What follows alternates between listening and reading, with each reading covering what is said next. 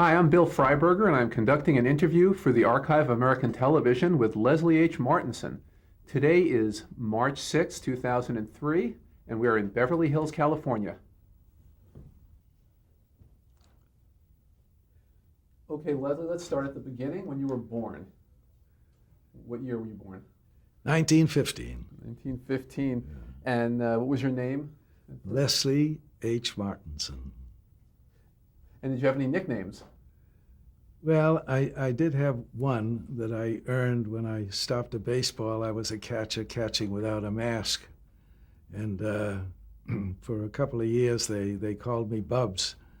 I guess it was short for bubble nose because my nose was just out to both sides of my face.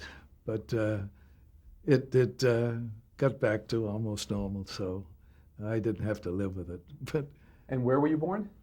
I was born in Roxbury, Mass, and then moved to Brighton, where I grew up for many years, and then my family eventually moved to Brookline, Mass. And what was your father's name? Father's name was Louis Leopold Martinson. Mm-hmm. And what did he do for a living? He worked for the Boston Evening Transcript, one of the oldest newspapers in America at the time. They tell an interesting story about it. The Boston had a number of newspapers, including the Boston Post, which was the breakfast newspaper everybody read, and then, of course, the Boston Globe, which is still one of the top-rated newspapers in America. And it was there that at the Boston Transcript that he worked, and he reviewed a number of let me say authors on a very strange subject. It was a financial newspaper, and Edwin Francis Edgett was the editor, and he reviewed hundreds and hundreds of, in addition to being upstairs in the composition room, he reviewed literally hundreds of books on financial. Went to Northeastern University and graduated cum laude, and I attended his graduation when I was 7 years old. So he's quite remarkable. And what was your mother's name? My mother's name was Gertrude. And what did she do for a living? Well, she was a wonderful mother and a wonderful housewife. And I must say to her, driving back from the cemetery, my brother said to me, "Tell me, Leslie, do you ever remember," because, pardon me, he had her for many, many years, and then when my father retired, my father and mother came out here to California, so I had them for many, many years too. They were both lived to a very ripe old age. And my brother said to me, "Leslie, do you ever recall in all the time that you lived with Mother and Dad and growing up, and all those years you had her after she left Boston, do you ever remember a character disappointment?" And I said, "Bert, never. That's my mother." That's great. And so you have one brother. Do you have any other sibling? Yes. That's it. And his name was Bert. And his name was Bert, yeah. And so did you have any hobbies growing up? Well, it was a whole different era. I don't know if you could call playing the piano a hobby, but I went to a conservatory of music, the Phailton Conservatory of Music in Boston, and it was considered next to the New England Conservatory, which was rather a famous conservatory. And I started there at age 8, and I graduated when I was 15 from the Phailton Conservatory of Music. And I'd like to comment on that a little, about how times have changed. I was 8 years old, and I had to take a bus, And then I had to take a bus, and then I took a transfer and got on a streetcar and went downtown to Boston, to Copley Square, and crossed right across in front of the Boston Public Library, a famous library, and double streets all over to Huntington and to the Phailton Conservatory. And it was something for someone 8 years old. And I just think of the kids today. They can't go to school without mother and dad walking them a few blocks. So that's how times were then. It was just a whole different world. And when I grew up, as a growing up boy in Brighton, it was school and sports. You know, it was football in the fall, and it was hockey. It's a tremendous town. I knew every player in the National Hockey League. And as a matter of fact, the pond that I skated on, Chandler's Pond, in the winter, we only had one arena, the Boston Arena. The first American-born boy to play National League hockey, his name was Bobby Taylor from Brookline, Mass., was the first one skated on Chandler's Pond. And then we caddied in the summer and football in the winter. And that's the quiet, wonderful world that, unfortunately, youth today doesn't have. And what did you want to be when you grew up? Well, at one time, I was I thought I would be a newspaper man, like as my dad was, and but I did play the leading man in the senior class show. It was a New York play called Jonesy, and that kind of. Not that I ever thought of being an actor, but show business had appeal. And in my yearbook, it said Les Martinson with his Ranny Weeks voice, who was a big singing star in Boston. Ranny Weeks' voice and his Ben Burney personality is destined for Hollywood.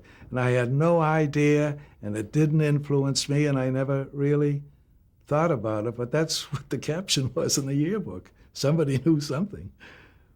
And what high school did you attend? I went to Boston Latin School for a few months, which was the oldest public high school in the United States. And if you graduated Boston Latin School, you automatically were accepted at Harvard in those days. It was just fait accompli. But that took up a little too much time because I had to again take the streetcar or this or that, and it cut into my whole sports bringing up. And I didn't last very long there, and so then I transferred over to Brighton High, where I lived, and graduated Brighton High School. And then you went on to college. And then I began to work at the Boston Evening Transcript, and going to Boston University nights, majored in advertising and in English and a number of subjects. And I worked at the Boston Evening Transcript. I started there as I say, at a very early age, and worked in the front office delivering advertising proofs all over the town. And I want to tell you, 60 hours a week. And it gets cold there in the summer and the winter. It was really something, but the pay was worthwhile. It was $7 a week, but then the NRA came in, thanks to President Roosevelt, and we got a raise to 11. But soon after that, I got into the classified department, and after a year there, I became the Where to Dine editor. I'm proud to say, about the youngest man by 20 years or 22 years to represent the Boston Evening Transcript on the road. There's one interesting anecdote about the Boston Transcript. Madame Bigelow in Beacon Hill was sitting in a drawing room, and the butler knocked on the door and announced, "Madam, there are 3 reporters and a gentleman from the Transcript." And that's the esteem that the Transcript had in the town of Boston. And what kind of a student were you at college? I was a good student. I was very involved and enjoyed it. I remember I had a marvelous English professor, name of Sullivan in particular, and he had marvelous things like, I always remember, he said, what's the definition of personality? Well, it's such an abstract thing when you really try to pin down personality. And he'd come up with things like, well, it's the sum of the whole man, his personality and his environment and his education manifested in a singular way. And that really covers it. Well, he'd come up with things like that all the time. But yes, I enjoyed it. And did you graduate? No, because at that time when I was working for the transcript, I had a friend who is here now and living in Palm Springs. His name was Al Marston, A. Lowell Marston. And he was a young man, not much older than I, just a year or so older than I, who was doing all the head advertising for the RKO theaters. And he was a great artist, a pen and ink sketch artist. And we got together one day, and he said, he said, you know, I know the managing editor, Bean, of the Boston Post, and I got a great idea, Leslie. If you would write a column, and I would offer to do my hand sketches, they don't have a direct, they don't have a Luella Parsons and so forth. I bet we could make a deal to go there, and we'd be a direct syndicate for him. I said, fine, Al, if you can sell it, I'd walk away tomorrow. I'd love to go to Hollywood and do that job. I'm not worried about coming back. The transcript will have me. So that's what happened. He sold the deal, and we were on the road, and that was late in '36. And hopped into my little Model A Ford, and we started across the country, got to Hollywood. And when we come back, when we got there, Prunella Hall was the drama critic for the Boston Post, and she'd been a fixture there for many years. And she then found out that there were two young men in Hollywood. She was in Hollywood because she was the critic, not the critic, but the technical advisor on a film called The Maid of Salem, starring Claudette Colbert. And she came back, and we were there, and when she heard about these two young upstarts, she said to manager Bean, take your choice. I don't think that's right. And so we got a telephone call, had no contract, and there we were in Hollywood. And I turned to Al, and he turned to me. It's the height of the Depression. It wasn't easy, and I said, I'm going to stay. And he said, so am I. And that's where we stayed, and subsequently and I said, and I'm going to get into a studio. I just decided. And there's only one I want to get into, and that's MGM. And it was not easy. I did get a job at the LA Times. I went there with all my material, and I got a job over the phone and working in their classified department. And Al did a number of things. And eventually, I will tell you, if you'd like to hear how I got into MGM. I'll try and make it fast. There was a young man out here, Phil McMahon, who was like a Bobby Breen, a young singer under contract to RKO. We knew his manager, a fellow by the name of Eddie Allen, and we used to go over to his house all the time. And there was a woman who came from Boston, and we called her Mother Vaughn, who had a son Father Vaughn, who was a priest at Boston College. And when she knew my desire about going to MGM, she called her son, Father Vaughn, who called the plant manager. His name was John Tobin. Very important man, a plant manager. It's a city. You're running a city at MGM. And he told her, she told him about me. He called John Tobin and set up an appointment for me. And that's, and I went to see John Tobin. He was a very literate, erudite Irishman, very successful, president of the Winchester Country Club, had a big construction. And the fact that his wife was married to Eddie Mannix, who was the number 2 man at MGM, didn't cut any mustard with him. He just left and came to California, and was running the city, and happy to be in California and with his sister, but very, very, very successful. And he questioned me, et cetera, about my background, and I told him I worked for the transcript. He said, "Oh, that's interesting. Who was the sporting editor, the boxing editor?" And I said, "Oh, yeah, Frank Patterson." I see. He said, "Oh, that's right." And the famous, world famous golf critic. Oh, I said, "Oh, A. Lindy Fowler." He said, "Oh, you certainly knew them all." Yes. And he said, asked me where I wanted to go, and I said, "Well, I'm qualified for the advertising department," and so forth. I knew I eventually knew what I wanted to be at that time, get into the production office, but starting in. And he said, "That's impossible." He said, "Frank Whitbeck, the voice that all America hears, is out." And I said, "And of course, in publicity, of course, Howard Strickling, I knew they had to be." He says, "They're down to about 6 people too, Leslie." And I said, "Well, how about the front office? If I start in the front office, I'm willing to if I." He said, "That's the most difficult place to get in." I said, "To deliver the mail and take the parties around?" He said, "Oh yes, they don't." He said, "That's all full of relatives. Matthew Rapp has his son there, and this and that, and Ernie Oman, the orchestra leader, has his brother there, this and that." He went on the list. He said, "But I'm going to call Whitey Henry, the chief, and tell him, because I think you'd be a credit." And he called Whitey chief, and here I am now. He's talking about being, delivering the mail.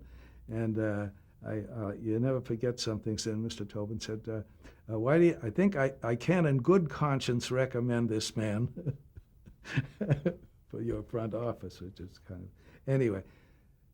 Fate, you say, how do you get to be the director? Well, Phil McMahon, I came to visit, and Mother Vaughn and Father Vaughn, who called, so forth. And the first step to get me into the studio is interesting.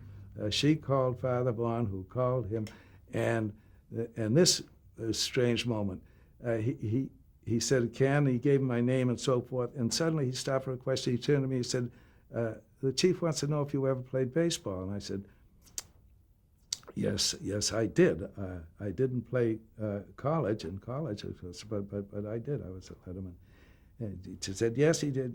And then he turned and he said, "What position did you play?" "Well, I was a catcher. That's as I told you." And I said, "Well, if I'm a shortstop, if I'm this, I can play anything, but catcher is a catcher." And he said, and I said, so I told him, "I'm a catcher." I was debating whether to say I was a first baseman or whatever, someone in the field. And he said, "Send him over." And that's how I got into MGM, from Mr. Tobin and the backstory. And 3 months later, I did a job for Jerry Mayer that the front office had, filing some things, and it used to take him 3 weeks, and I went in at 6. And he was very impressed with what I was able to do, and he called the production office, where he called me into his office for an interview and said, "Where would you like to go?" And I said, "Well, the production office is the only place that I would really wait to go, because that will get me out to the sets, and that's where And he called up Charlie Chick, who was the production manager, and said, "I've got a fine young man here, Charlie, who's working in your office, and I want him to." And that's how I got into the production office at MGM. And 3 months later, 3 months after the call, one of the boys, Virginia Bruce's brother, who was then working in there, she was, I considered, the most beautiful women of all in all that time at MGM, and heaven knows there was tremendous beauties there. Married to a very successful and brilliant producer, J. Walter Rubin, and he got appendicitis, and I replaced him, and that's where I stayed in the planning office and watched the whole world go by, because the production office was right at the entrance, and anybody who went by and came in, our windows were open, and we watched the whole world go by. And I was there till 39, and then they had I don't know if you know about they had a draft, and Jimmy Stewart and I were the first to leave at the studios. And so there I was. I left MGM and had a year to do in the Army. It was 40, actually. And my father had a lot of juice in Boston, and I went to the draft board there instead of in California, got into the Yankee division, and there I was in Cape Cod, where we have a summer home, my brother and I, right by the bridge. And we grew up there in summers and whatever have you. And spent that until December 7th. We were on maneuvers down in North Carolina and came back. They called it the Battle of the Broomsticks because we didn't have guns. And December 7th came, and then I was on the water on the water in less than a month, in the first task force to leave in World War II. We were on the water when Corregidor fell. So when we heard that, we figured we didn't know where we were going. Went out to from the Brooklyn Navy Yard and then through the Panama Canal, and we were in the middle of the Pacific, just six ships in the convoy, zigzagging with just going 14 knots an hour with no protection, and we were in the middle of the Pacific when Corregidor fell, deterred to, if that's where we were going, we didn't know, and went to Australia and Melbourne, and then 7 days later went to New Caledonia, where we stayed until we went up to and the division was formed. It was called the Americal Division, and if you see Colin Powell's patch, he was a subsequent general. It's a little diamond with the 4 stars, the cross, the Southern Cross. And then, taking you through those days, we went to Guadalcanal. We were attached to the 1st Marines.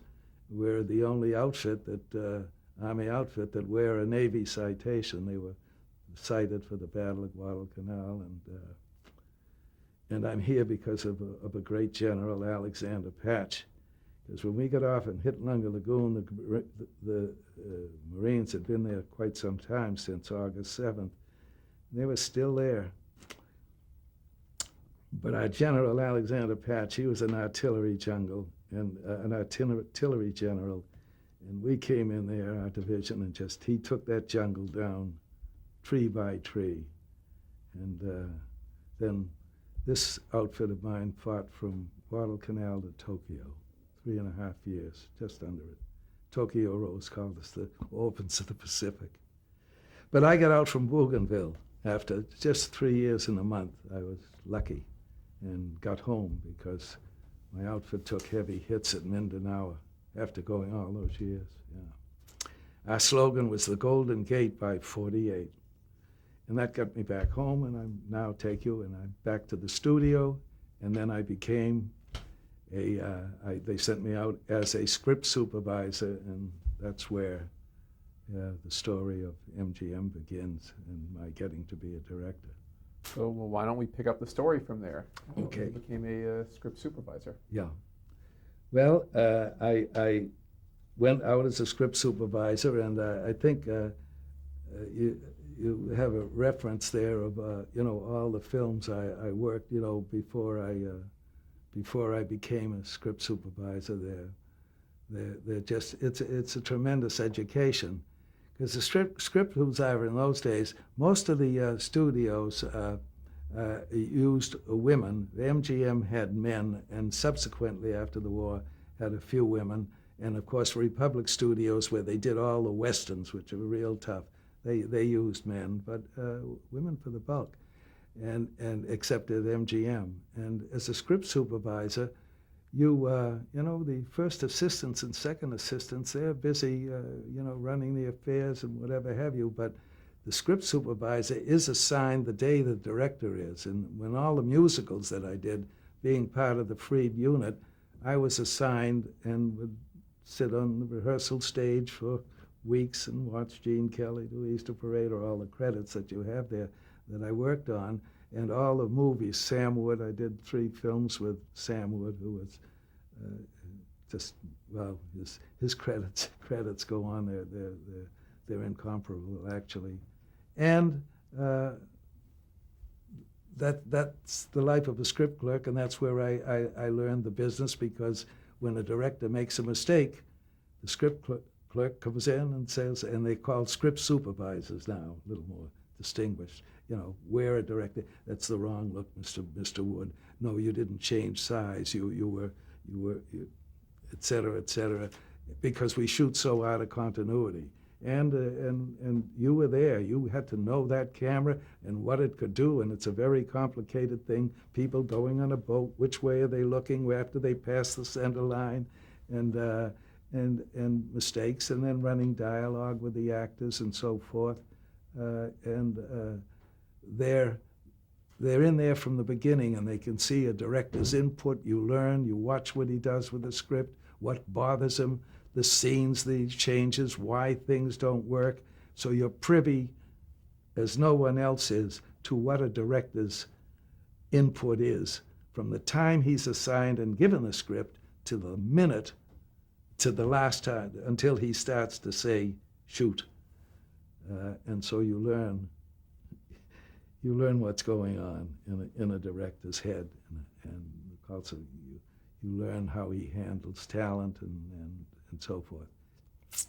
And they varied a good deal, and I had my mentors and heroes, and I can tell you that a few that I worked with, I questioned their modus operandi, comparing one to the other, and have lots of stories about how directors vary.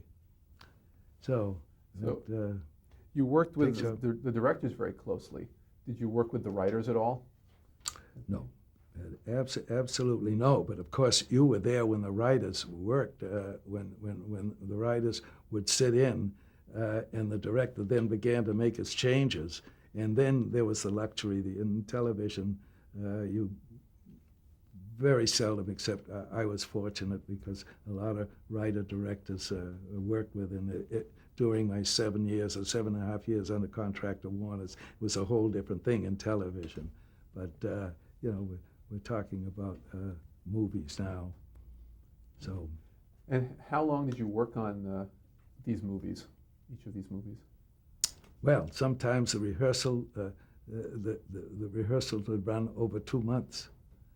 Just run over 2 months. Just in the rehearsal before, like if Gene Kelly was, rehearsing for Summer Stock with Judy, that's what it was on. And you become family with the stars. I have dozens of stories about Judy Garland, who is so wonderful. She was Edudge Ganalrag to me. I never called her Judy. It was always Edudge, and I was Elsel, which is Edudge Ganalrag is Judy Garland backwards, and Elsel Nosnet Ram is Leslie Martinson backwards. And I first worked with her on The Pirate. Gene Kelly we were rehearsed for 2.5 or 3 months before with all those numbers. And Summer Stock, another 3, and then the picture started, and sometimes they'd run at least 3 months or so. So you were family. I was part of Judy's entourage, and well, we're going to get into each of these movies individually as soon as we change the tape.